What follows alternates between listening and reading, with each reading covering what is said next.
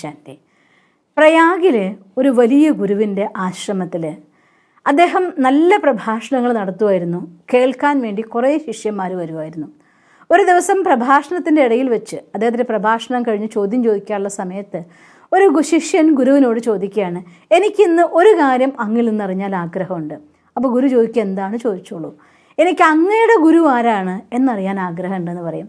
അപ്പോൾ അദ്ദേഹം പുഞ്ചിരിച്ചുകൊണ്ട് പറയും, എനിക്ക് 100 കണക്കിന് 1000 ഗുരുക്കന്മാരെ ഞാൻ സ്വീകരിച്ചിട്ടുള്ള ഒരാളാണ്.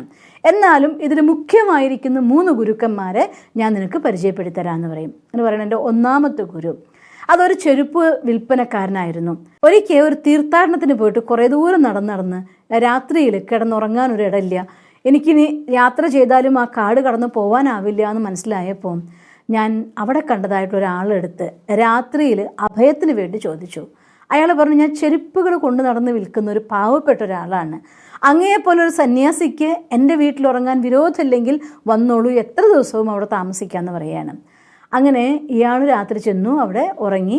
പ്രഭാതമായപ്പോൾ ഇദ്ദേഹം പറയും, എൻ്റെ പണി ഈ ചെരുപ്പുകൾ കൊണ്ടുപോയിട്ട് ഗ്രാമത്തിൽ ഇങ്ങനെ വിളിച്ചു പറഞ്ഞ് നടക്കും, ആരെങ്കിലുമൊക്കെ വാങ്ങും, അതുകൊണ്ടാണ് ഞാൻ വരിക. അതുകൊണ്ട് അങ്ങയുടെ പ്രാർത്ഥനയോ ധ്യാനമോ ആയിട്ട് കഴിയണമെങ്കിൽ കഴിഞ്ഞോളൂ, എന്താണെങ്കിൽ അങ്ങയുടെ വിധികൾ ചെയ്തോളൂ, ഞാൻ എൻ്റെ ജോലിക്ക് പോകാമെന്ന് പറയും. അങ്ങനെ അയാൾ ഒരു ചെരുപ്പുകളെല്ലാം തന്നെ ഒരു ബാഗിലിട്ട് തൻ്റെ തോളത്തിട്ട ശേഷം ഇത് വിളിച്ചു പറഞ്ഞുകൊണ്ട് അയാൾ യാത്ര തുടങ്ങി. അങ്ങനെ അന്ന് വൈകുന്നേരം വരെ അയാൾ വന്നു. ഈ സന്യാസി തൻ്റെ പഠനവും ജപവും ഒക്കെ ആയിട്ട് അവിടെ കഴിഞ്ഞുകൂടി. അങ്ങനെ വൈകുന്നേരം വന്നപ്പോൾ ഇയാൾക്കൊന്നും കിട്ടിയിട്ടില്ല. അപ്പോൾ ചോദിക്കുന്ന, എത്ര കച്ചവടം നടന്നു? എനിക്ക് ഇന്നൊന്നും നടന്നിട്ടില്ല, പക്ഷെ ഒരു കാര്യം ഉറപ്പാണ്, എനിക്ക് നടക്കുന്നുള്ളത് ഉറപ്പാണ്, ഭഗവാൻ എനിക്ക് വേണ്ടി നല്ലൊരു വഴി കണ്ടെച്ചുള്ള കാര്യം ഉറപ്പാണ്. അങ്ങനെ 4-5 ദിവസം അവിടെ അയാളവിടെ താമസിച്ചു. ഇയാളുടെ നിരന്തരമായിട്ട് രാവിലെ ചെരുപ്പെടുക്കും പോകും. ചില 1-2 ദിവസങ്ങളിൽ ഒരു ചെരുപ്പോ 2 ചെരുപ്പോ ആൾക്ക് വിറ്റ് പോയിട്ടുണ്ട്. പക്ഷേ അപ്പോഴും ഒരു വിധത്തിലതായിട്ടുള്ള നിരാശയും കൂടാതെ ഭഗവാൻ എനിക്കുള്ള വഴി കണ്ടു എന്ന് പറഞ്ഞുകൊണ്ട്, കണ്ടുവച്ചിട്ടുണ്ട് എന്ന് പറഞ്ഞുകൊണ്ട് ഇയാൾ പോകുന്നത് ഞാൻ കാണുമായിരുന്നു. അതൊന്നൊരു പാഠം ഞാൻ മനസ്സിലാക്കി. പലപ്പോഴും ആധ്യാത്മിക യാത്രയുടെ മുന്നോട്ട് വന്നപ്പോൾ എൻ്റെ തപസ്സുകൊണ്ടും എൻ്റെ പഠനം കൊണ്ടും എനിക്ക് അത്രയും ആനന്ദം അനുഭവിക്കാൻ പറ്റാതെ വന്നപ്പോൾ ജീവിതത്തിൽ പലപ്പോഴും ഞാൻ വിചാരിച്ചിട്ടുണ്ടായിരുന്നു, മതി, ഇതിനേക്കാൾ നല്ലൊരു സംസാരിയായിട്ട് പോകുമായിരുന്നു എന്ന് ഞാൻ വിചാരിച്ചിരുന്നു. പക്ഷേ ഇയാളുടെ നിരന്തരമായ പരിശ്രമം കണ്ടപ്പോൾ ഒരു ചെരുപ്പ് വിൽക്കുന്ന ഒരു സാധാരണ മനുഷ്യൻ നിരന്തരമായി തൻ്റെ പരിശ്രമത്തിലൂടെ ഭാവിയെ സ്വപ്നം കൊണ്ട് പോകുന്നുണ്ടെങ്കിൽ എനിക്കെന്തുകൊണ്ട് നിരന്തരമായിട്ട് എൻ്റെ ഈ പാത പിന്തുടർന്നാൽ ആ ആനന്ദം അനുഭവിക്കാൻ പറ്റും എന്നതായിട്ടുള്ള പാഠം എനിക്ക് കിട്ടി. അവൻ എൻ്റെ വലിയ ഗുരുവായി ഞാൻ മാനിക്കുന്നു. ഇന്നും അയാളിൽ നിന്ന് ഉൾക്കൊണ്ട പ്രചോദനം കൊണ്ട് നിരന്തരമായ സാധനയും പഠനവുമാണ് ഇന്നത്തെ ഒരു അവസ്ഥയിലെത്താൻ, ഈ ആനന്ദം നിറഞ്ഞ ജീവിതം അനുഭവിക്കാൻ എനിക്ക് കാരണമായത്. അതുകൊണ്ട് അവൻ എൻ്റെ ഗുരു തന്നെയാണ്. രണ്ടാമത്തെ എൻ്റെ ഗുരു ഒരു നായയാണ്. ഒരു ദിവസം ഞാൻ ഇതുപോലെ തന്നെ ഒരു തീർത്ഥാടനം കഴിഞ്ഞ് തിരിച്ചു വരുമ്പോൾ ഒരു നദീതീരത്ത് ഒരു മരത്തിൻ്റെ തണലിരിക്കുകയായിരുന്നു. ആ സമയത്ത് അവിടേക്കൊരു നായ വെള്ളം കുടിക്കാൻ വേണ്ടി വന്നു. ശാന്തമായ നദിയിലേക്ക് നോക്കിയപ്പോൾ ഈ നായയുടെ പ്രതിച്ഛായ അതിൽ കാണുന്നുണ്ടായിരുന്നു. അത് മൂക്കുകൊണ്ട് വെള്ളം കുടിക്കാൻ അതിൻ്റെ അടുത്ത് എത്തും, പേടിച്ച് പിന്നോട്ട് ചാടും.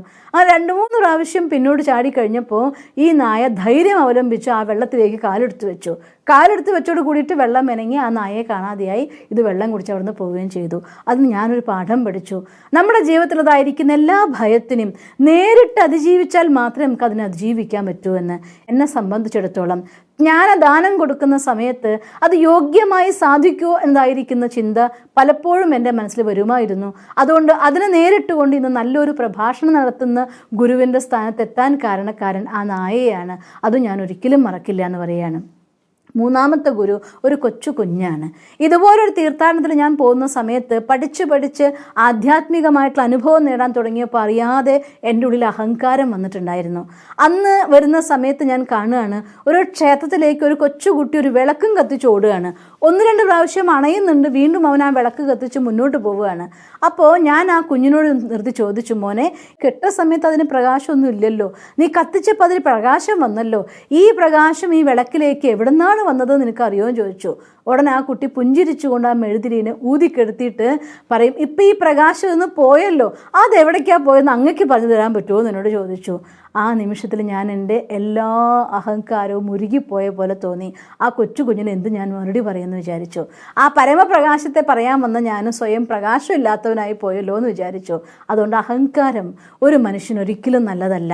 നമ്മുടെ അഹങ്കാരത്തെ ഇല്ലാതാക്കാൻ ഏറ്റവും ചെറുതിലും ചെറുതായ ഒരാൾക്കും സാധിക്കുന്നതേ ഉള്ളൂ. അഹങ്കാരം വരുന്നതോടെ ഒരു വ്യക്തി അജ്ഞനായിട്ട് മാറുകയാണ് എന്ന സത്യവും ഞാൻ മനസ്സിലാക്കി. ഈ 3 സത്യങ്ങൾ ഞാൻ ഇന്നും കൊണ്ട് നടക്കുന്നു.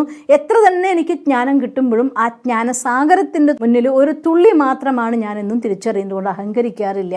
നിരന്തരമായ എൻ്റെ പരിശ്രമവും സാധനയും ഞാൻ മുന്നോട്ട് കൊണ്ടുപോയിക്കൊണ്ടിരിക്കും. ഏത് കാര്യം എൻ്റെ മനസ്സിനുള്ളിൽ ഭയമെന്ന് തോന്നുന്നോ ആ ഭയത്തെ ഞാൻ നേരിട്ട് അതിജീവിക്കുകയും ചെയ്യും. ഈ 3 ഗുരുക്കന്മാരും എൻ്റെ വലിയ ഗുരുക്കന്മാരാണ്. തീർച്ചയായിട്ടും നമുക്കും ജീവിതത്തിലേക്കുള്ള വലിയൊരു വഴികാട്ടി തന്നെയാണത്. നിരന്തരമായ ഒരു കർമ്മം ചെയ്തുകൊണ്ടേ ഇരിക്കുകയാണെന്നുണ്ടെങ്കിൽ ആ കാര്യത്തിൽ നിങ്ങൾ എക്സ്പേർട്ടായിട്ട് മാറിയും നിങ്ങളെ ആർക്കും തോൽപ്പിക്കാൻ പറ്റാത്ത വിധത്തിലാവും. അതിനുവേണ്ടി ഇറങ്ങുന്ന സമയത്ത് മനസ്സിലുണ്ടാവുന്ന ഭയത്തിന് നേരിട്ട് പ്രവർത്തിച്ചുകൊണ്ടിരിക്കൂ. ഭയത്തെ അതിജീവിക്കാൻ സാധിക്കും. മുന്നോട്ടുള്ള യാത്രയിൽ ഏറ്റവും വലിയ തടസ്സം എന്ന് പറയുന്നത് നമ്മുടെ അഹങ്കാരം തന്നെയാണ്. അതുകൊണ്ട് അഹങ്കാരത്തിന് വളരാൻ അനുവദിക്കരുത്. അഥവാ വരുന്നെങ്കിൽ അവിടെ വെച്ച് നുള്ളിക്കളയണം. അതിന് വേണ്ടതായിട്ടുള്ള പ്രത്യേക സാധനം എന്താണെങ്കിൽ ചെയ്യണം. ഈ 3 മുത്ത് സ്വന്തമാക്കിയാൽ നിങ്ങളുടെ ജീവിതം എന്നും അലങ്കരിക്കപ്പെട്ടതാകും. അങ്ങനെ സന്തോഷത്താൽ അലങ്കരിക്കപ്പെട്ട ജീവിതം നിങ്ങൾക്ക് കിട്ടട്ടെ എന്ന് സർവശക്തനായ ഭഗവാനോട് ഞാൻ പ്രാർത്ഥിക്കുന്നു. ഓം ശാന്തി. ദിവസം തോറും ജീവിത വിജയങ്ങൾക്ക് വെളിച്ചം വീശുന്ന പുത്തൻ വീഡിയോകൾക്കായി ഞങ്ങളുടെ യൂട്യൂബ് ചാനൽ സബ്സ്ക്രൈബ് ചെയ്യൂ. നോട്ടിഫിക്കേഷൻ ലഭിക്കുന്നതിനായി ബെൽ ഐക്കൺ ക്ലിക്ക് ചെയ്യൂ. ഒപ്പം ഞങ്ങളുടെ ഫേസ്ബുക്ക്, ട്വിറ്റർ, ഇൻസ്റ്റാഗ്രാം പേജുകൾ ഫോളോ ചെയ്യൂ. നന്ദി.